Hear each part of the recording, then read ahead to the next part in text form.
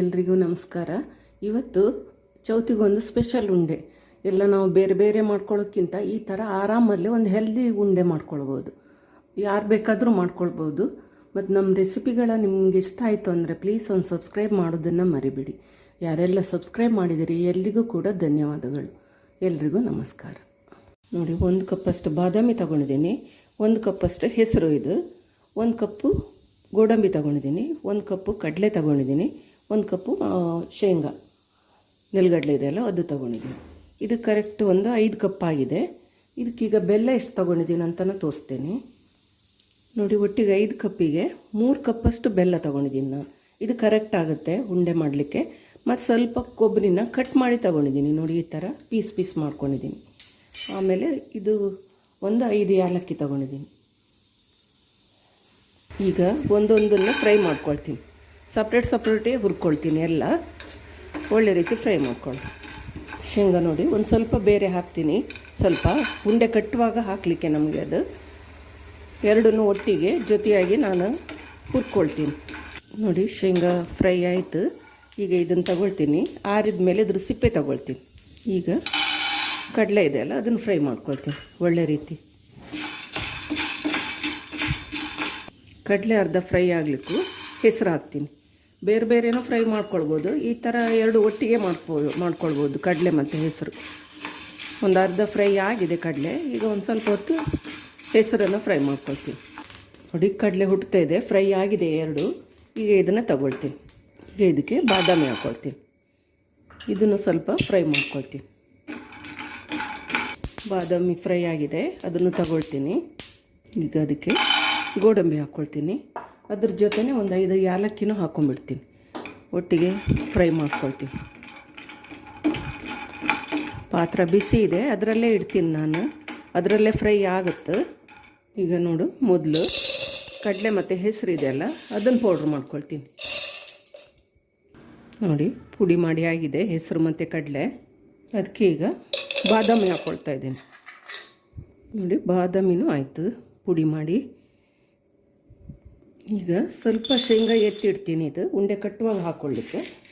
ಮತ್ತೆಲ್ಲ ಶೇಂಗಾ ಹಾಕ್ಕೊಂಡು ಶೇಂಗಾ ಪೌಡ್ರ್ ಮಾಡ್ಕೊಳ್ತೀನಿ. ನೋಡಿ, ಶೇಂಗಾನೂ ಆಯಿತು ಪೌಡ್ರ್ ಮಾಡಿ. ಈಗ ಗೋಡಂಬಿ ಹಾಕ್ಕೊಳ್ತಾ ಇದ್ದೀನಿ. ಅದನ್ನು ಒಮ್ಮೆಲಿಗೆ ತಿರ್ಸೋಕ್ಕೆ ಹೋಗಬಾರ್ದು, ಸ್ವಲ್ಪ ಬಿಟ್ಟು ಬಿಟ್ಟು ತಿರ್ಸ್ಬೇಕು. ಇಲ್ಲದೇ ಇದ್ರೆ ಸ್ವಲ್ಪ ಆಯಿಲ್ ಅಂಶ ಬಿಟ್ಕೊಳ್ಳುತ್ತದು. ಈಗ ಇದನ್ನು ಪುಡಿ ಮಾಡ್ಕೊಳ್ತೀನಿ. ನೋಡಿ, ಗೋಡಂಬಿನೂ ಪೌಡ್ರ್ ಆಯಿತು. ಈಗ ಎಲ್ಲ ಹಿಟ್ಟನ್ನು ಒಟ್ಟು ಹಾಕ್ಕೊಂಡು ಒಳ್ಳೆ ರೀತಿ ಮಿಕ್ಸ್ ಮಾಡ್ಕೊಳ್ಳುವ. ಯಾಕಂದರೆ ಕೆಲವು ನೋಡಿ ಶೇಂಗಾ ಎಲ್ಲ ಇರುತ್ತಲ್ಲ, ಸ್ವಲ್ಪ ಉಂಡೆ ಉಂಡೆ ಆಗಿರುತ್ತೆ.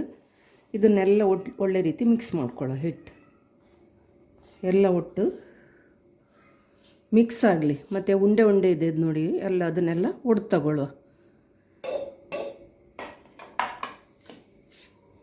ಎಲ್ಲ ಮಿಕ್ಸ್ ಮಾಡ್ಕೊಳ್ತೀನಿ. ನೋಡಿ, ಎಲ್ಲ ಮಿಕ್ಸ್ ಆಗಿದೆ. ಈಗ ಗ್ಯಾಸ್ ಮೇಲೆ ಒಂದು ಪಾತ್ರೆ ಇಟ್ಟಿದ್ದೀನಿ. ಈಗ ಅದಕ್ಕೆ ಸ್ವಲ್ಪ ತುಪ್ಪ ಹಾಕ್ಕೊಳ್ತಾ ಇದ್ದೀನಿ.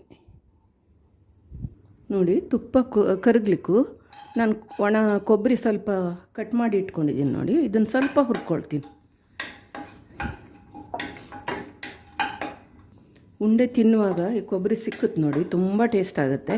ಮತ್ತು ಈಗ ಬೇರೆ ಹೆಸರು ಬೇರೆ ಕಡಲೆ ಬೇರೆ ಉಂಡೆ ಎಲ್ಲ ಮಾಡ್ಕೊಳ್ಬೇಕಂತಿಲ್ಲ. ಈ ಥರ ಮಾಡಿಕೊಂಡ್ರೆ ಎಲ್ಲ ಟೇಸ್ಟು ಒಂದರಲ್ಲೇ ಸಿಕ್ಕಿಬಿಡುತ್ತೆ. ತುಂಬ ಟೇಸ್ಟಾಗಿ ಬಿಡುತ್ತೆ. ಮಾಡಲಿಕ್ಕೂ ತುಂಬ ಸುಲಭ, ಆರೋಗ್ಯಕ್ಕೂ ತುಂಬ ಒಳ್ಳೆಯದು. ಇದು ಎಲ್ಲ ಧಾನ್ಯಗಳು ಬೆರ್ತಿರುತ್ತೆ ನೋಡಿ, ಗೋಡಂಬಿ, ಕಡಲೆ, ಶೇಂಗಾ, ಹೆಸರು, ಆಮೇಲೆ ಬಾದಾಮಿ ಎಲ್ಲ ಹಾಕಿರ್ತೀವಲ್ಲ, ಒಳ್ಳೆ ಟೇಸ್ಟ್ ಕೊಡುತ್ತೆ. ಯಾವುದೇ ಹಬ್ಬಕ್ಕೆ ಕೂಡ, ಚೌತಿಗಂತೂ ಗಣೇಶನಿಗಂತೂ ಕಡಲೆ ತುಂಬ ಇಷ್ಟದ್ದು. ಆರಾಮಲ್ಲೇ ಮಾಡ್ಕೊಳ್ಬೋದು ಮನೆಯಲ್ಲಿ ನಾವು. ನೋಡಿ, ಕೊಬ್ಬರಿದು ಕಲರ್ ಚೇಂಜ್ ಆಗ್ತಾಯಿದೆ. ಇದನ್ನೀಗ ಒಂದು ಬೇರೆ ಪಾತ್ರಕ್ಕೆ, ತುಪ್ಪ ಅಲ್ಲ ಬರೀ ಕೊಬ್ಬರಿ ಮಾತ್ರ ತೊಗೊಳ್ತೀನಿ. ಈಗ ಅದರಲ್ಲಿ ತುಪ್ಪ ಇದೆ, ಅದಕ್ಕೆ ನಾನು ಬೆಲ್ಲ ಹಾಕ್ತೀನಿ. ಈ 3 ಕಪ್ಪು ಬೆಲ್ಲ ತೆಗೆದಿಟ್ಕೊಂಡಿದ್ದೀನಲ್ಲ ಅದನ್ನು ಹಾಕಿ. ಈಗ ಒಳ್ಳೆ ರೀತಿ ಕರಗಲಿ, ಬೆಲ್ಲ ಎಲ್ಲ ಒಳ್ಳೆ ರೀತಿ ಮಿಕ್ಸ್ ಆಗಲಿ. ಗಟ್ಟಿ ಇದೆ ಅಲ್ಲ, ಈ ಥರ ಮಾಡಿಕೊಂಡ್ರೆ ನೀವು ಪಾಕ ಬೇಕು, ಪಾಕ ಕಾಯಬೇಕು ಏನಿಲ್ಲ. ಆರಾಮಲ್ಲೇ ಯಾರು ಬೇಕಾದರೂ ಮನೆಯಲ್ಲಿ ಮಾಡ್ಕೊಳ್ಬೋದು. ಇದು ನೋಡಿ, ಬೆಲ್ಲ ಎಲ್ಲ ಕರಗಿತ್ತು. ಸ್ವಲ್ಪ ನೊರೆ ಇರಬರ್ಬೇಕಷ್ಟೇ. ಬೆಲ್ಲ ಕರಗಿ ನೊರೆ ಬರುವಾಗ ಹಿಟ್ಟು ಹಾಕಿದರೆ ಆಯಿತು. ನೋಡಿ, ನೊರೆ ಬರ್ತಾಯಿದೆ. ಈಗ ನಾನು ಈ ನಾವು ಪುಡಿ ಮಾಡಿದ ಹಿಟ್ಟಿದೆ ನೋಡಿ, ಅದನ್ನು ಹಾಕ್ತೀನಿ. ಪುಡಿ ಮಾಡಿದ ಹಿಟ್ಟು ಹಾಕಿ ಬೆಂಕಿ ಆರಿಸಿ ಬಿಡ್ತೀನಿ. ಇದನ್ನು ಒಳ್ಳೆ ರೀತಿ ಮಿಕ್ಸ್ ಮಾಡ್ಕೊಳ್ತೀನಿ. ಹಿಟ್ಟು ಆ ಹಿಟ್ಟಿಗೂ ಬೆಲ್ಲದಕ್ಕೂ ಕರೆಕ್ಟ್ ಆಗುತ್ತೆ. ಇದು ಅಳತೆ ಮೆಜರ್ಮೆಂಟ್ ಇದೆ ನೋಡಿ, ಕರೆಕ್ಟ್ ಇದೆ. ಗ್ಯಾಸ್ ಆರಿಸಿದ್ದೀನಿ. ಸ್ವಲ್ಪ ಬಿಸಿ ಆರಬೇಕಿದೆ ಅಷ್ಟೇ. ಈಗ ಬಿಸಿ ಇದೆ, ಸ್ವಲ್ಪ ಬಿಸಿ ಆರಬೇಕು ನೋಡಿ. ಎಲ್ಲ ಮೆಜರ್ಮೆಂಟು ಇದು ಕರೆಕ್ಟ್ ಇದೆ, ಸ್ವಲ್ಪ ಆರಲಿ. ಈಗ ಈ ಗೋಡಂಬಿ, ನೆಲಗಡಲೆ ಮತ್ತು ಶೇಂಗಾ ಮತ್ತು ತೆಂಗಿನಕಾಯಿ ತುರಿ ಇದೆ ನೋಡಿ, ಇದನ್ನೀಗ ಮಿಕ್ಸ್ ಮಾಡ್ಕೊಳ್ತೀನಿ ಎಲ್ಲ ನೋಡಿ. ಈಗಲೇ ಕರೆಕ್ಟ್ ಆಗ್ತಾ ಬಂತದು. ಸ್ವಲ್ಪ ಬಿಸಿ ಇರುವಾಗಲೇ ಕಟ್ಕೊಳ್ಬೇಕಾಗತ್ತೆ. ಆರಿದ ಮೇಲೆ ಕಟ್ಕೊಳ್ಳೋದು ಕಷ್ಟ ಆಗುತ್ತೆ, ಗಟ್ಟಿಯಾಗಿ ಬಿಡುತ್ತೆ. ಸ್ವಲ್ಪ ಬಿಸಿ ಬಿಸಿ ಇದ್ದಾವಾಗಲೇ ಕಟ್ಕೊಳ್ಬೇಕು ನೋಡಿ. ಈ ಥರ ಸ್ವಲ್ಪನೇ ತಗೊಂಡು ಒಳ್ಳೆ ರೀತಿ ಉಂಡೆ ಮಾಡಿದರೆ ಆಯಿತು. ಸುಲಭ, ತುಂಬ ಸುಲಭ. ಪಾಕ ಗೊತ್ತಾಗೋದಿಲ್ಲ ಅನ್ನೋರಿಗೆ ಕೂಡ ಆರಾಮಲ್ಲೇ ಮಾಡ್ಕೊಳ್ಬೋದು ನೋಡಿ. ಈ ಥರ ಎಲ್ಲ ಮಾಡ್ಕೊಳ್ತೀನಿ ನಾನು.